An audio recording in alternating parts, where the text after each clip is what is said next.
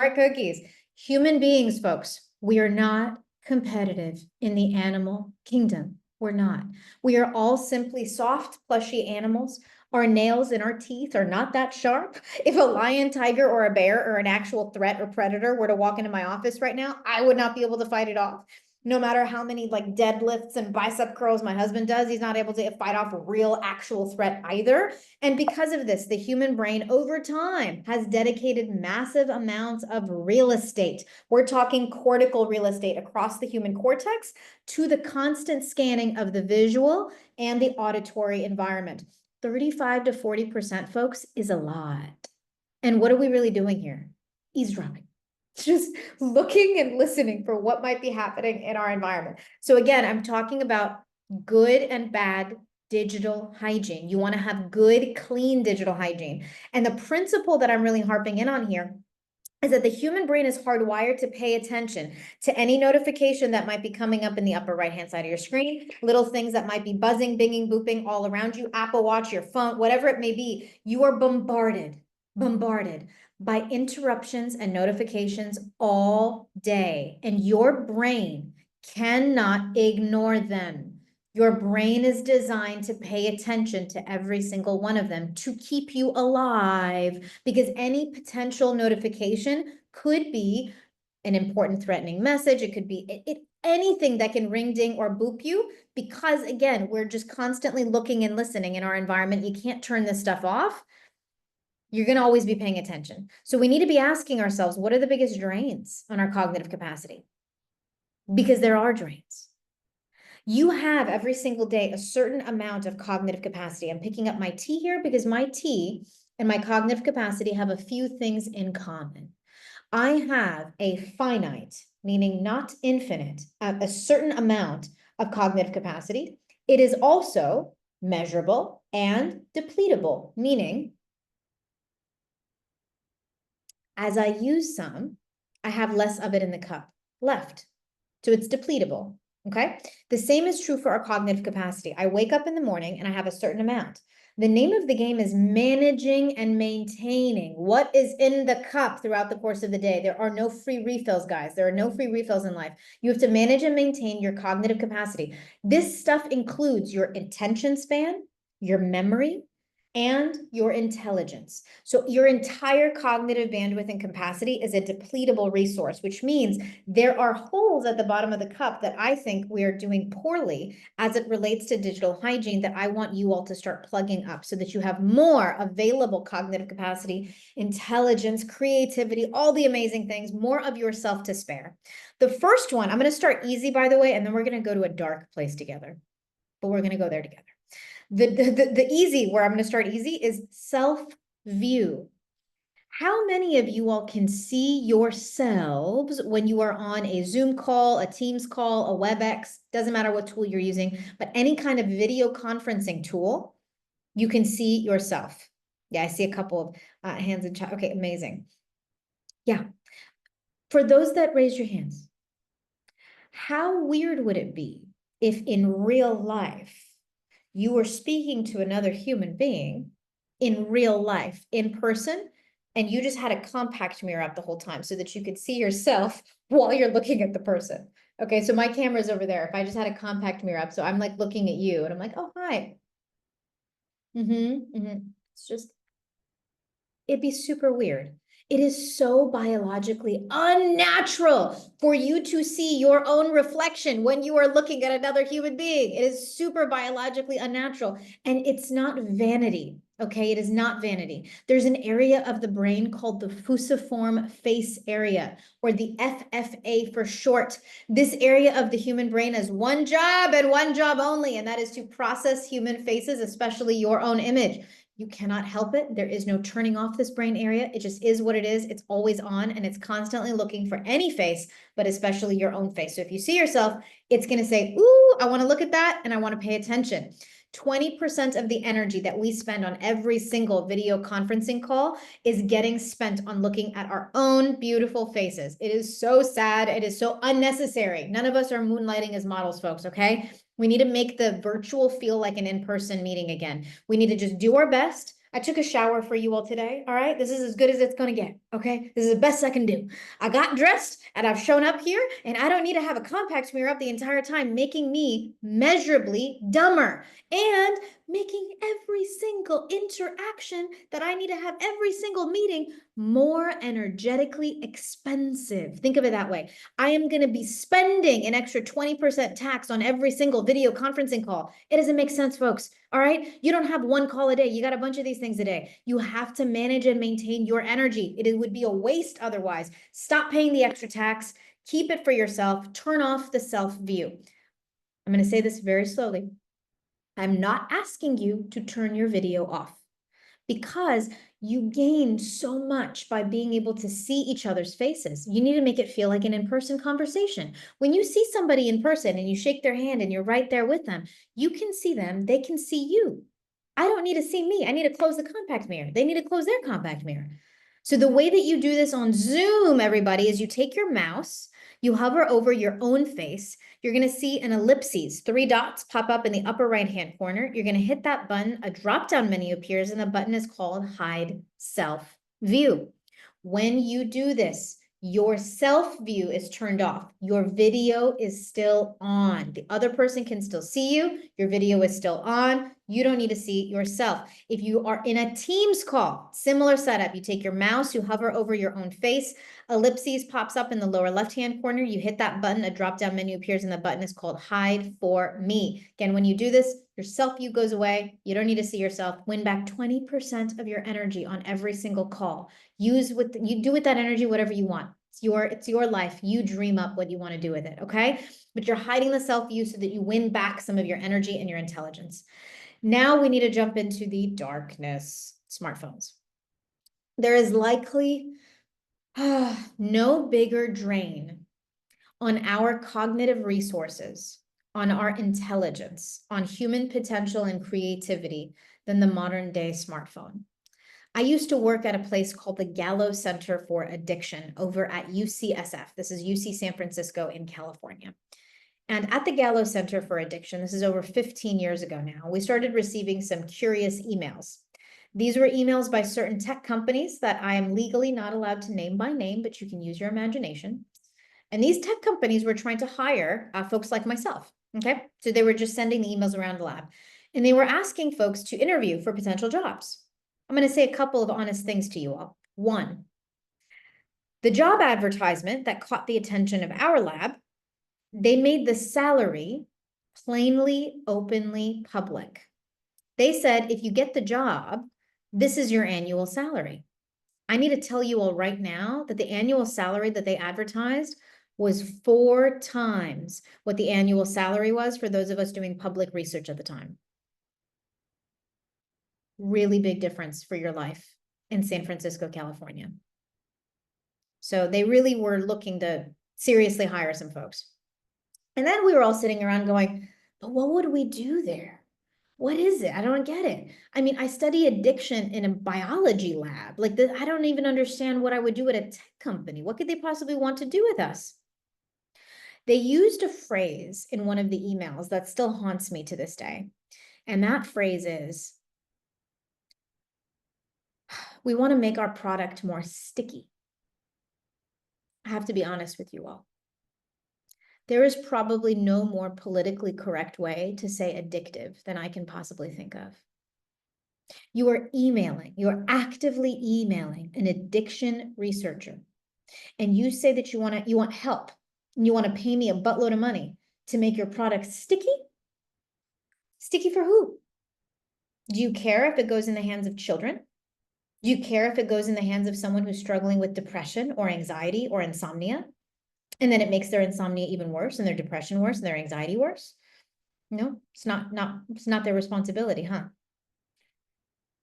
All of this to say, everybody, there were a lot of folks that jumped ship, and there continue to be. There are hundreds of people like myself that are full-time employees at these tech companies, and they are trying to increase as much as they possibly can 2 variables, TOS and TOP, time on screen and time on platform. And I have to tell you, it is not their responsibility to care about your mental well-being or your children's It is not their responsibility to care about your productivity or your businesses.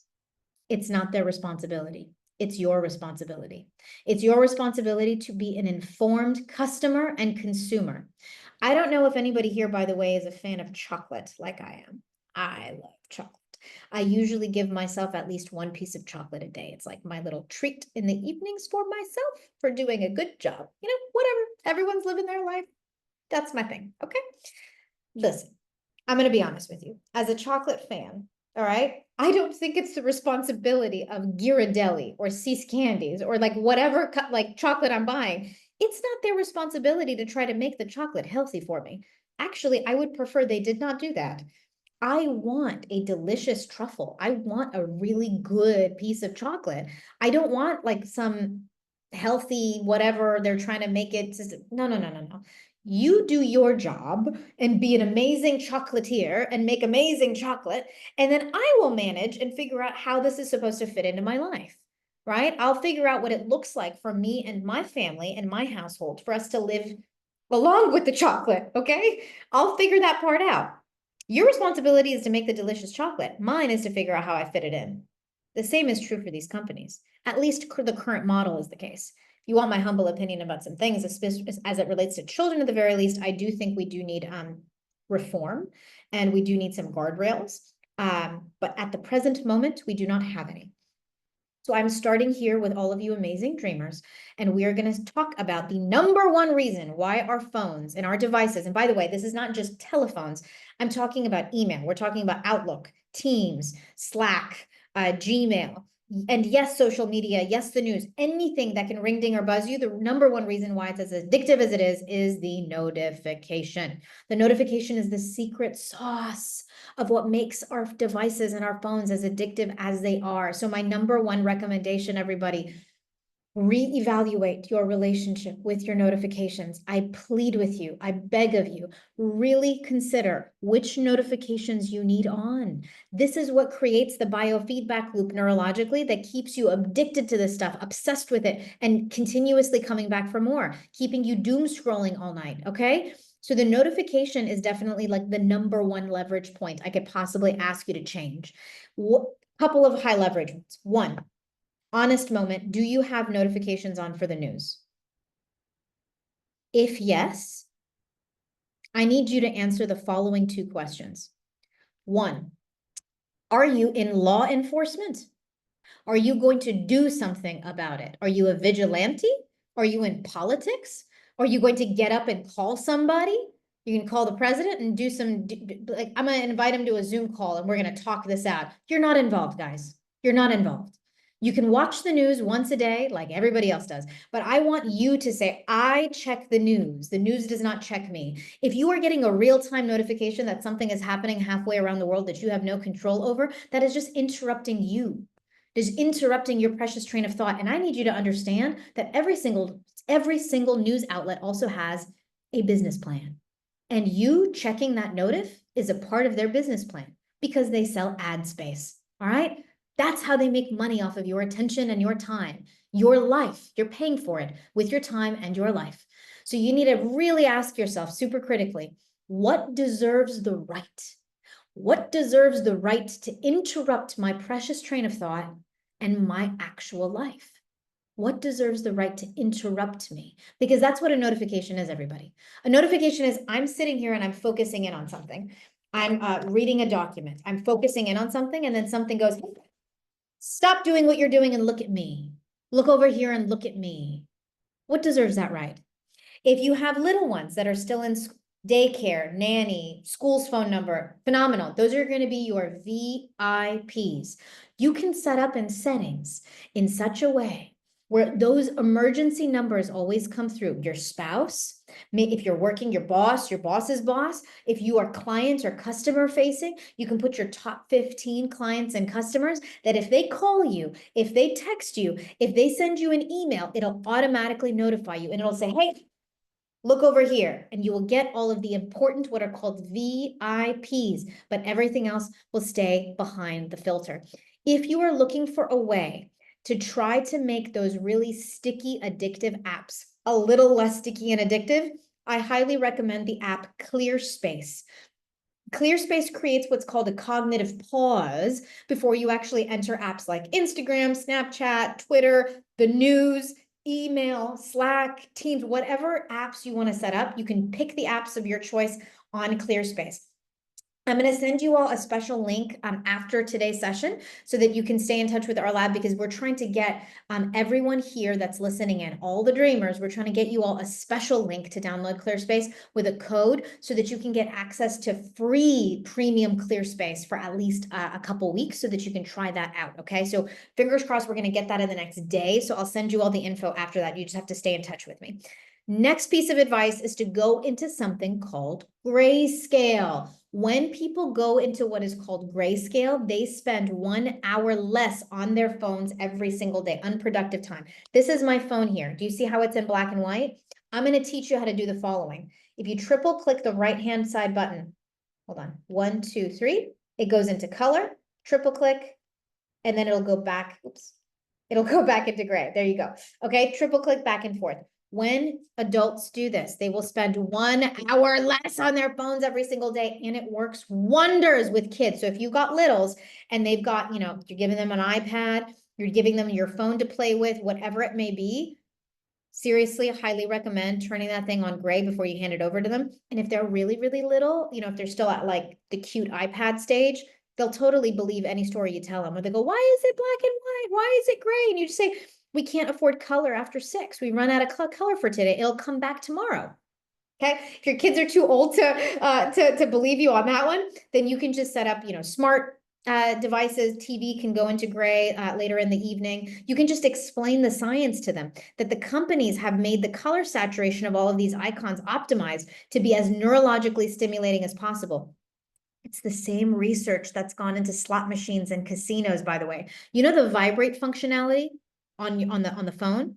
Did you know that the new round of slot machines at casinos, they use the same exact frequency of the vibrate from cell phones? So it's the same vibrate that when you get a text message or a call, because we're already addicted to it. So you end up getting a little vibrate on the handle of the slot machine right before you let go at the bottom. Right before you let go, you get a little vibrate buzz that's almost imperceptible, but it's the same exact frequency. So you let go, all of a sudden you get a little dopamine hit in your brain that goes, that was really great. We should do that again, even if you lose, which, let's be honest, statistically, the house always wins, everybody. So no matter what's going on, they're just trying to make money off of your life and your attention. This is how you go into grayscale if you have an iPhone. If everyone is brave enough right now, if you've got an iPhone, grab it, okay? I want you to go into your settings. I want you to scroll down to accessibility. Once you scroll down to accessibility, you're going to scroll down to display and text size. Once you scroll down to display and text size, you're going to hit color filters. Okay. Once you go into color filters, you're going to toggle that on. Once you toggle that on, you should notice that your screen goes into black and white. Okay. Next, what you're going to do is you're going to go back into settings and you're going to scroll all the way down to accessibility again. You're going to hit accessibility. Then you're going to scroll all the way down when you're in accessibility, all the way down to something called accessibility shortcut. It's all the way at the bottom. Once you hit accessibility shortcut, you're going to see a long laundry list of all the different options. I want you to go look in that list and I want you to find the word color filters. When you see color filters, you're going to hit that once and you're going to see a check mark appear next to it. Okay? Is everyone seeing that? Now I want you to go back to your home screen, and then you should be able to do the triple click again. You can pick up your phone, and then you know that the right-hand side button, you click it 3 times. You go click, click, click, and it's going to go into color, and then click, click, click. It's going to go back into gray. Okay? Hopefully everyone was able to follow along. I will send out the instructions for this in the follow-up materials, and I will send you all instructions for how to do this with Android devices. Okay? So that will be a part of the stay in touch with me, so I can send you all these like links and resources afterwards. I still have more bad news, sadly. The next study I want to go over is from 2017 from UT Austin. They took a large sample of healthy, high-performing adults, and they had them take a battery of cognitive assessments. These were tests of attention, tests of memory, and the most frightening, everybody, is a test of general fluid intelligence. Okay? general fluid intelligence. And they had them take this battery of cognitive assessments in these 3 different conditions. But every single one of these conditions, they asked the individuals to turn their phones completely off. Completely off. This is not airplane mode. This is not do not disturb. Dead. You know, like the side button that completely off. It's as stimulating as, I don't know. Here's a kind of a weird thing I have on my desk. I have a harmonica. I don't know if anyone here is a harmonica player, but it's as stimulating as my harmonica over here, all right? It's just sitting here on my desk. There's no ringing, no dinging, no buzzing. There's no tech. There's nothing happening. There's no fun app. There's nothing going on, okay? There's nothing going on. There's no stimulation. That is it.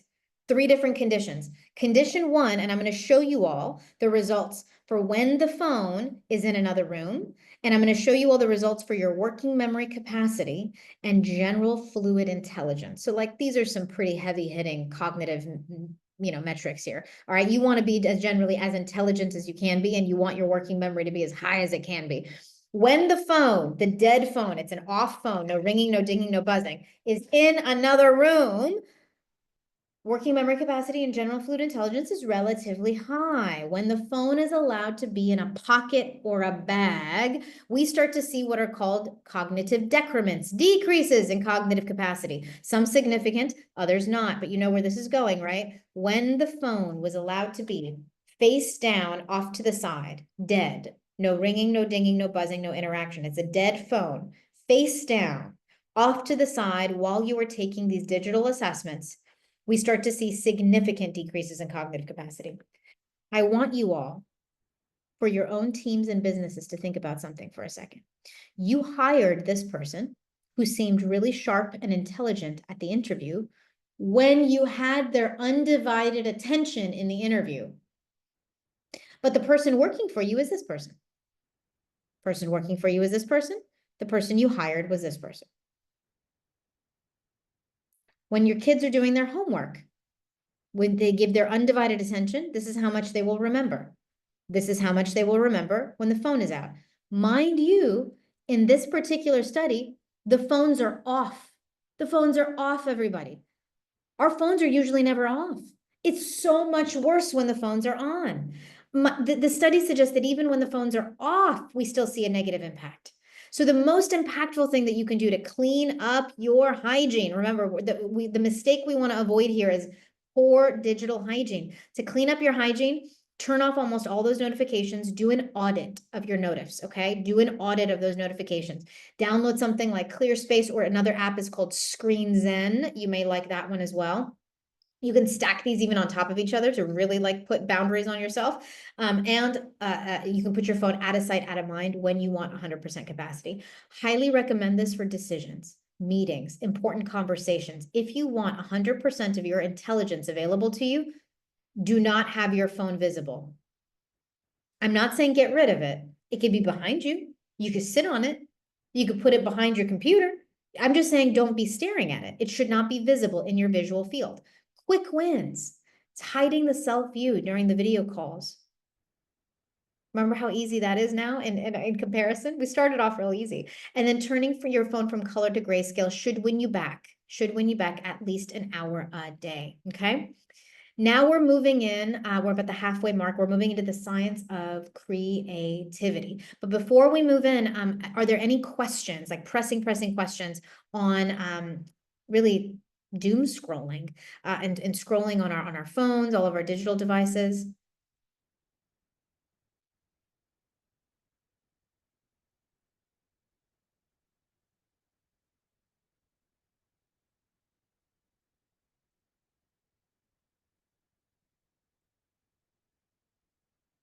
All right, well, keep your questions for the end. I hope we'll have a little bit of time to answer some questions there. I will, while we're on the topic, mention one other thing that's really near and dear to my heart, and that is on the topic of screen time and tech addiction for the next generation. I know many of you are parents, and this stat might be very frightening and startling, as it is, I think, for really all of us, anybody who hears it.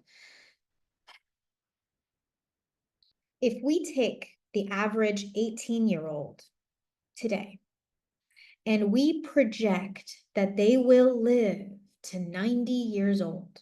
So they're 18 today, and we're projecting that they will live to 90 years old.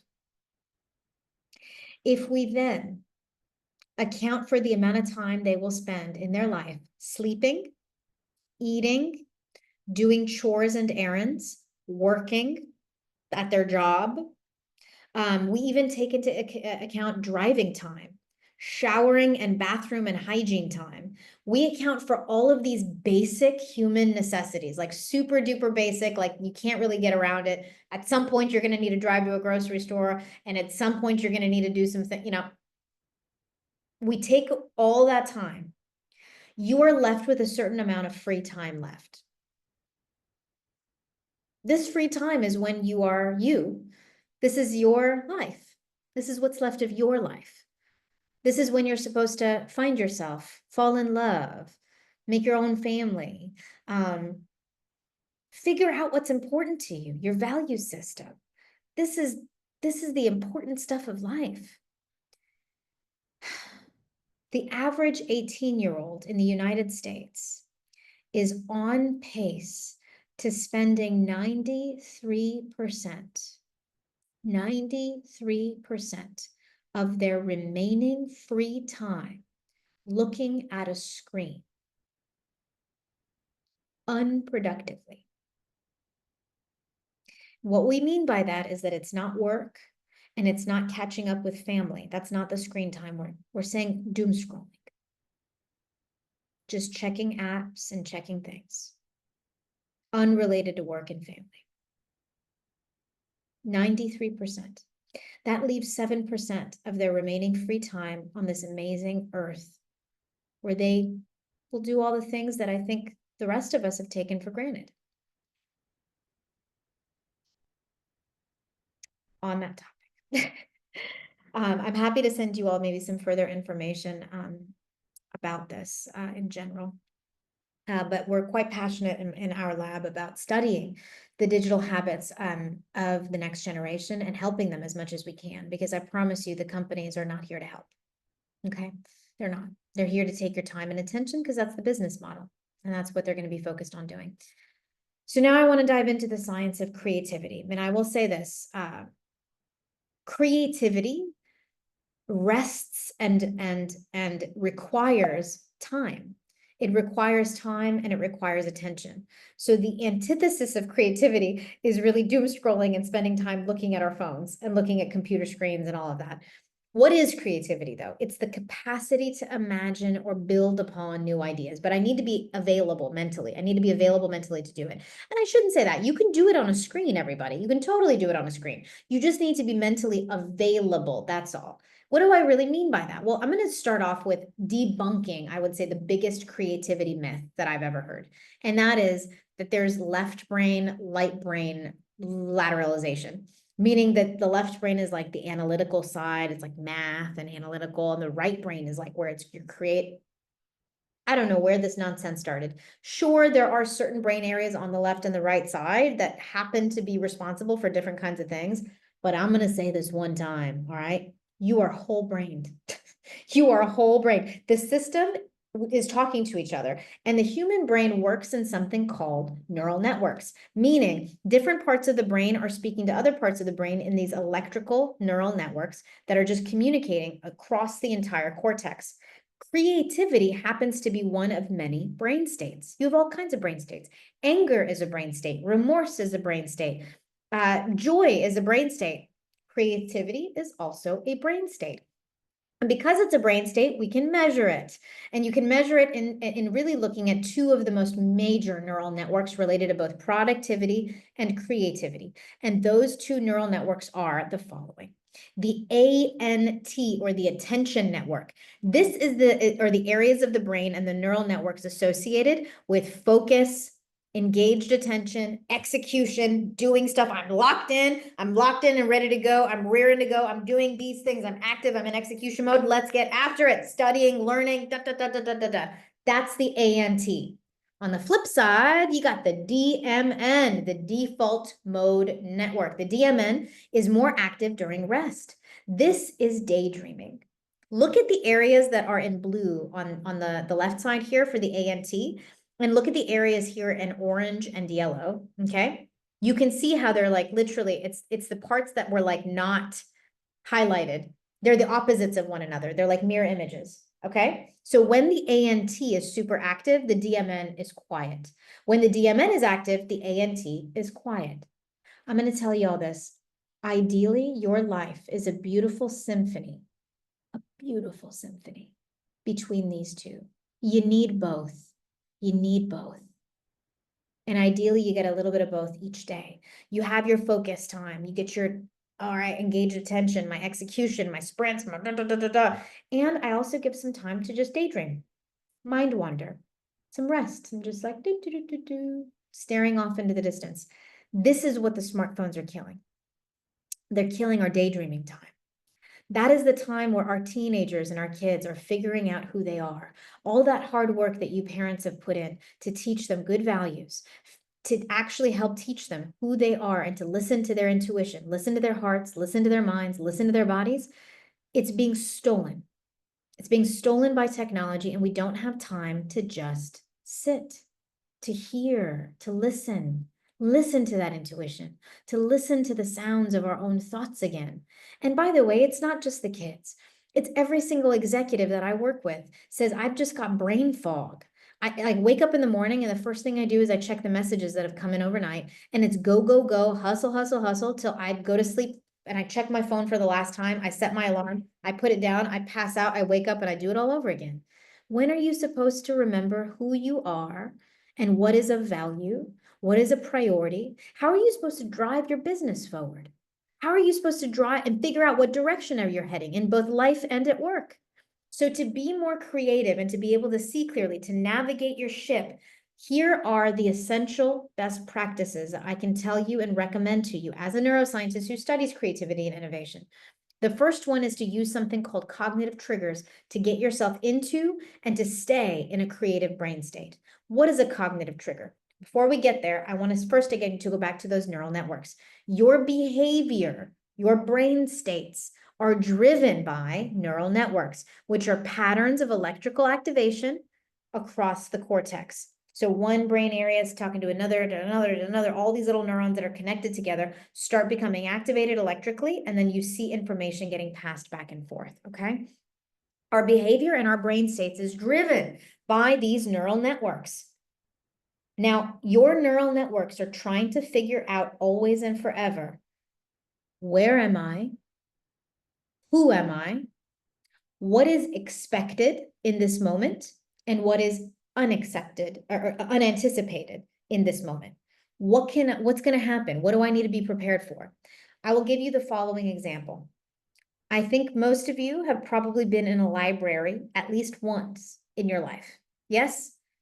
I used to be, I have been in a library a while myself, but I'm familiar with libraries. I used to live in these things in my university years, right?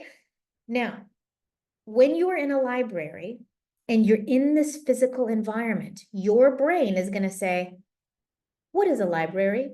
Who am I? What can I expect to be appropriate? What is my expected behavior here? Well, I can tell you now, it's usually going to be quiet and to study, to do something, but to be quiet, whatever it is that you're doing. You can walk around, but you still got to be quiet usually. That is what's expected in a library. Now, if I told you, you got to do your most important work and you need to do all your strategic thinking in a nightclub, when's the last time you have any memories of doing important work at a nightclub? This is an area in the world, so you're in an environmental situation where you have a different set of neural networks that are going to be associated with this environment. So again, the point I'm making here is you're in a certain physical environment, and that physical environment will trigger certain neural networks to be on or off. So your brain's going, where are we and what do we expect to happen here? And you're in this situation and your brain goes, oh, I know what to happen. I'm in learning mode. I need to do something, work, be quiet. I'm here. It's time for dancing, having fun. Okay, so this is not the time for you to be doing your strategic thinking. Why am I bringing up these obvious points, everybody? It's because you can use a stimulus that you design yourself to actually get you into and out of a creative brain state. For example, I have the Spotify logo here because you can use music. You can have a creativity playlist.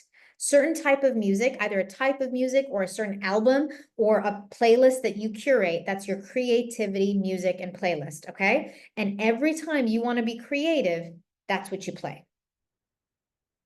You do not play that playlist any other time. Okay, that's the idea here. You get that playlist associated with a certain brain state and with certain neural networks, the same way that you do not do your important work and studying in a nightclub. You've never done it, which means this has a clean and clear association. There's no muddling of this association. You know exactly what to expect at a nightclub. Well, I'm asking you, you can use music, which is portable, which is why I love music, to actually create a nice, clean cognitive association. And this can be used as a trigger, a cognitive trigger to get you into and out of a creative brain state.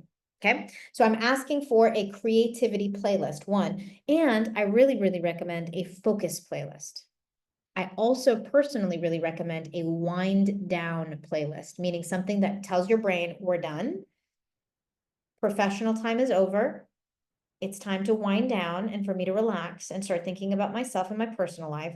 Either you need to have a song that you play at the end of the workday where your brain goes, okay, we're done, wrap it up, okay? You can have it be whatever song. It could be the Don't Worry, Be Happy song. You know, the Don't Worry, Be Happy. It could be whatever it is that you like, okay? You can also use other kinds of triggers like candles, smells, sights. You could have a special scarf that you wear when it's time for you to get creative. Whatever a special hat, a creativity hat, but your physical environment. And if you can get yourself trained on a certain stimulus, you can get yourself into and out of these creativity brain states. You can also make your thoughts visual, highly recommended, ideally handwritten. That's the kind of the point of getting your team together and having an actual visual on a whiteboard with post-it notes, but actually having a brainstorm where you can get the stuff out of your head and onto paper, handwritten, where you can see it. It's going to be easier for your brain to actually have a creative insight and to have an innovative thought to go, oh, once you get the thoughts out of your head. Next strategy that I recommend, start your creativity block. Think about the problem you want to solve. Load up all the information, then prematurely stop and walk away. Stop and walk away so that your subconscious can continue to process it. This is based on some research called the Zygarnik effect. And this is from Bluma Zygarnik. And she was a researcher, a Russian researcher back, I believe, in the 1950s or 60s. And she noticed something really fascinating about waiters and waitresses, everybody. She was studying memory at the time, and she noticed that waiters and waitresses have near perfect recall. They have near perfect memory for all open orders. They can remember allergies, drink preferences, all kinds of different random pieces of data and information, as long as that table has not closed out their tab and paid and done.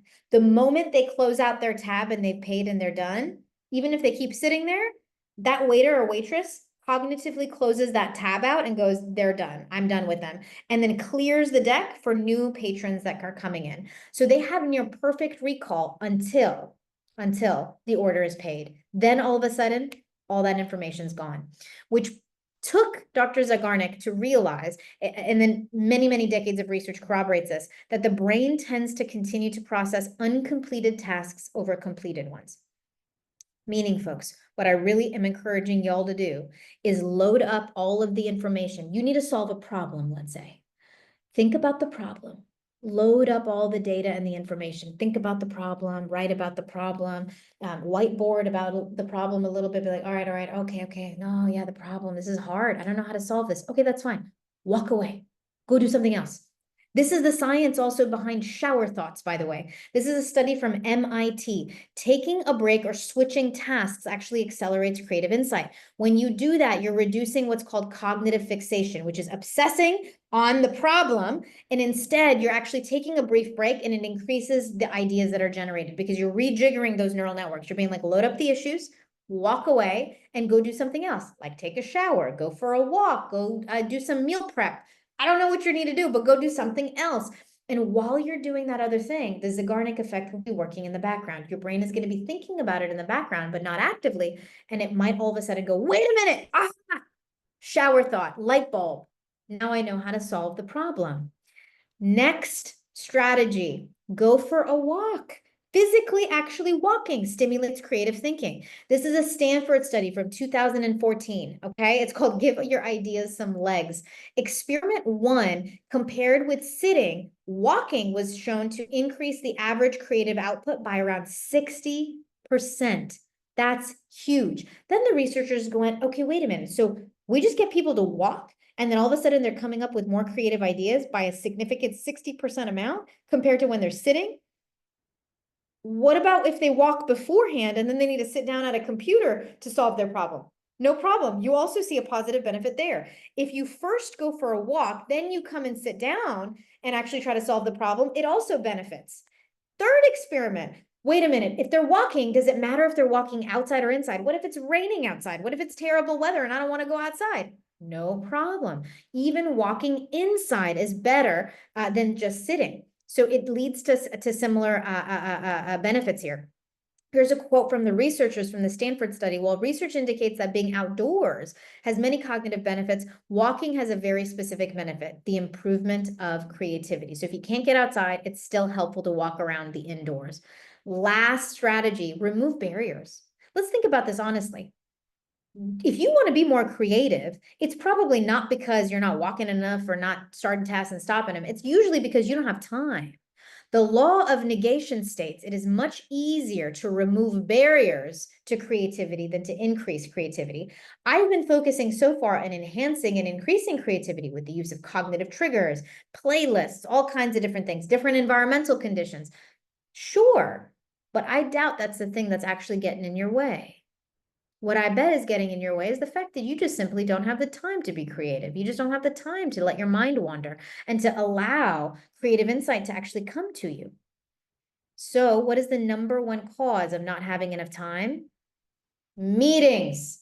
Meetings are taking up way too much time from our lives. So I highly recommend considering, and if you all want, by the way, some follow-up briefs, mention it in the chat and we can make sure with DreamBank's help, we can get you some follow-up information on how to attack meetings with your team, with your organizations. But meetings are absolutely by far the number one drain on our time on a day-to-day basis for most knowledge workers. The executive chairman and who was the CEO of LinkedIn really spoke prolifically about the importance of scheduling nothing time. Nothing time. Jeff says the single most important productivity tool at my disposal is the 1.5 to 2 hours that I set aside every day for reflection. He spoke prolifically about how this is the time where he's actually leading his company, really thinking strategically as a leader and just going like, listen, I need to figure out where we're headed. And I need a little bit of time every day to make sure we're headed in the right direction. In 2012, UT Austin ran a study that was able to show us that idle moments are crucial for creativity. This is a quote from the researchers of this study, this particular 2012 study. Compared with engaging in a demanding task or no break, engaging in an undemanding task during an incubation period led to substantial improvements in performance on previously encountered problems. I cannot harp on this enough. You need time off screen where you're just letting your mind wander. I think the biggest mistake that we're making these days is we fill every single available time, every moment, with TV, with social media, with email, with chat, with text messages, with phone calls, with meetings. And on top of that, we're doing the work that we need to be doing. We no longer have idle time, but that is where the ideas come, folks. That's where the ideas come. And more importantly, that is also where we find out when things are not working for us. If you are unhappy, if something is wrong, personal life, professional life, when are you supposed to notice? Give yourself a little bit of time, a couple minutes each day where you just go, how am I? What's going on? What's going on? Don't pacify yourself with the phone just for a second. Put it down. How am I doing? How are we doing? We doing okay? Just do a little triangulation in your mind of all the different brain areas, all the different life areas you got going on. Just check in. Write down what comes to mind. Give yourself that. And here's a bonus section I wanted to talk about, how you can nurture a culture of creativity if you help run a team. And that is how to run effective brainstorms. All right. Now, I need to say this. This might ruffle some feathers here. Dozens of studies on group brainstorming show that there is an illusion of effectiveness. Group brainstorming, by the way, folks, it just sucks. It's not good. Group brainstorming is a terrible way to actually brainstorm and generate ideas. Why? Well, one, the discussion is often overrun by extroverts. Period, point blank. So meaning the people that don't mind talking and don't mind speaking up are the ones that talk and speak up the most. So the introverts are kind of like lay back. Also, the introverts tend to think better in quieter environments. So it's not just like if the introvert has something like an idea that they want to share, first of all, if the discussion is overrun, they may not share it, but they have the idea. So you're missing out on that.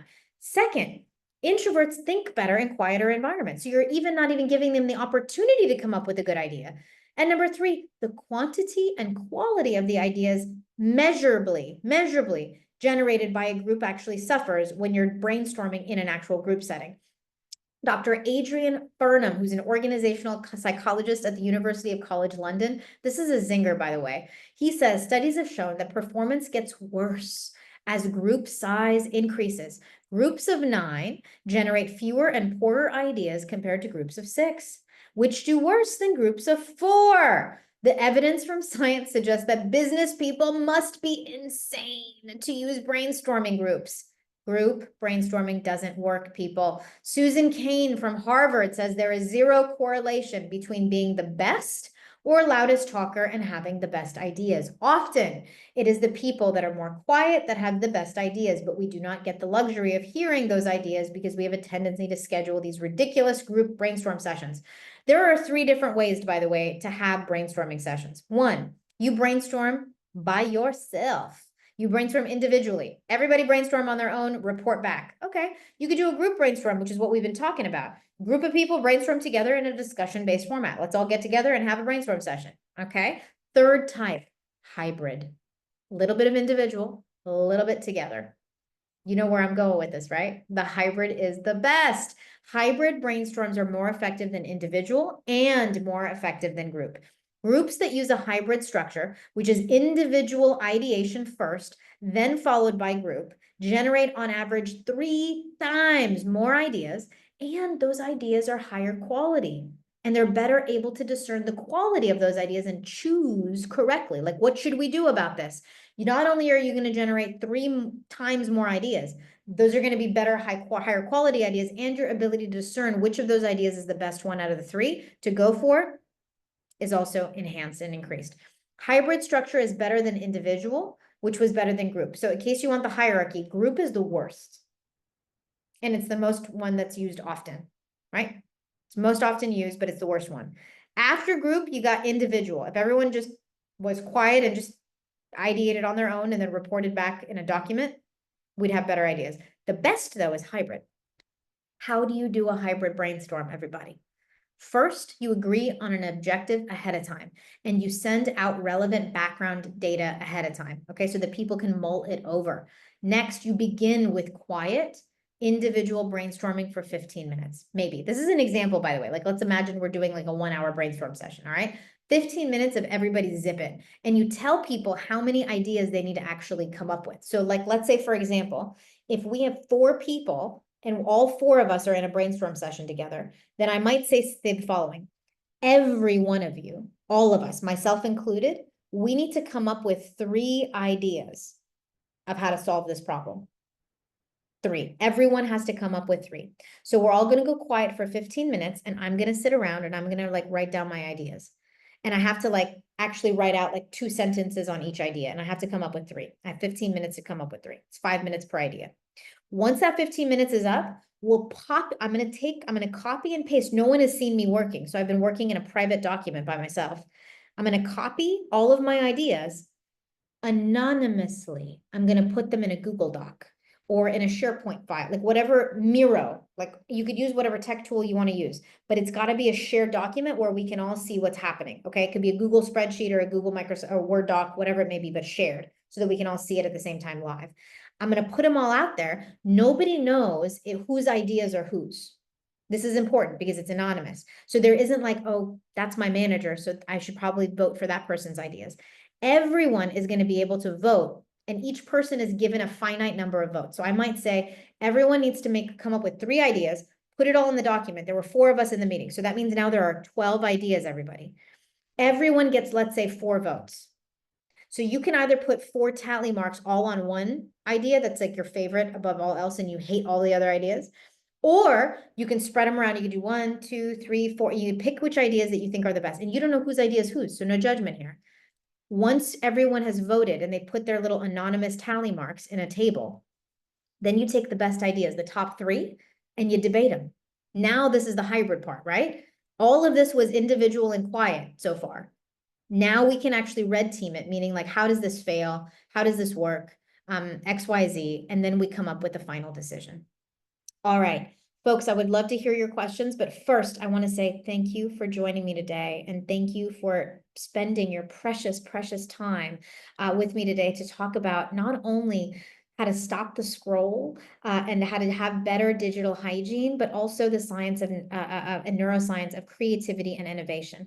I would love it if you all stayed in touch with our lab, and I can send you all some resources like how to go into grayscale for smartphones and Android devices. I want to get you all that free premium ClearSpace access in the coming days, so I can definitely get you that. If you have questions, please drop them in the chat or QA so that we can get to them in the few minutes we have left. And I'm a real human. You can find me on LinkedIn. You can send me an email if you like, but this QR code will send you to becomingsuperhuman.science. And please use the code DreamBank, because thank you to DreamBank for making this session possible. Without them, we would not have gathered here today. So use the code DreamBank so that we can identify you in our system and send you all of the special resources from today's session. All right, thank you all so much. And then I'll pause here and see if there are any pressing questions we can get to. There was 1 or 2 questions that popped up in the chat, and I will combine them, but specifically about neurodivergent thinkers versus neurotypical, and is there difference in the data? Ooh, yes. And guess what? If you or someone you know is neurodivergent, they have 1, more to benefit, and 2, more to lose, not taking into consideration these particular best practices. So for those, especially with attention deficit of any type, inattentive ADHD, attentive ADHD, either forms of ADHD, you have more to benefit from following these best practices. So your brain is even more sensitive to, for example, bad digital hygiene. Like notifications are way worse because you can end up getting rabbit hole down different things. Yeah, totally. Our lab spends a huge chunk of our resources studying the superpowers of neurodivergent brains, which they are superpowers. But we have to treat those brains like super brains, and you need certain environmental conditions to work best. Well, thank you. And we were chatting before, and I have implemented some of these practices unknowingly, but I used to be on my phone all the time, and I actually, during the event, I hadn't turned off my color yet, and so I did that during the event, and I really appreciate it. But I do put my phone upstairs now when I start dinner. So one, I can be more present during dinner, and then I was working on writing for quite some time, and I only got 10,000 words over like 6 years, but then 3 months after putting my phone upstairs, I finished my first draft. And so it was a pretty big, and I also went for a walk before I wrote. I like moved some things around and it makes sense. And I actually only write to 1 song, just like on repeat. And it's total background noise. But yeah, so I did make me laugh, and it did work when I started implementing some small changes. It only took 3 months. I'm wondering if there's any more questions. A lot of thank yous. People also put their phone in grayscale. But I really appreciate all of this. And I don't see any other questions in the chat. And so, oh, one said how to bring that transparency to managers when they are not used to it. I think that is around brainstorming, specifically, or Yes. how to communicate this. Yes. Okay. Well, first of all, I would love to just send you all the follow-up resources. If you can just send your manager the studies, I'm happy to send you the studies. So let's start there. And second of all, feel free, send me an email. Here's my, or actually I should send you, the best person to contact is Haley at becomingsuperhuman.science. Haley is our amazing head of operations, folks. If you send her an email and you say anything that you might need, just stay in touch with us, in any way. Happy to give you all resources. And at some point, maybe we do a session for your team. So let us know how we can best support you. We're here to support you. And with that, I think I will send us off. Thank you everyone so much, and I hope thank you for learning alongside me. I have my notebook just completely full of different things, and so I hope you enjoy your gray phones, but not too much. And until next time, friends. Bye. Bye, folks.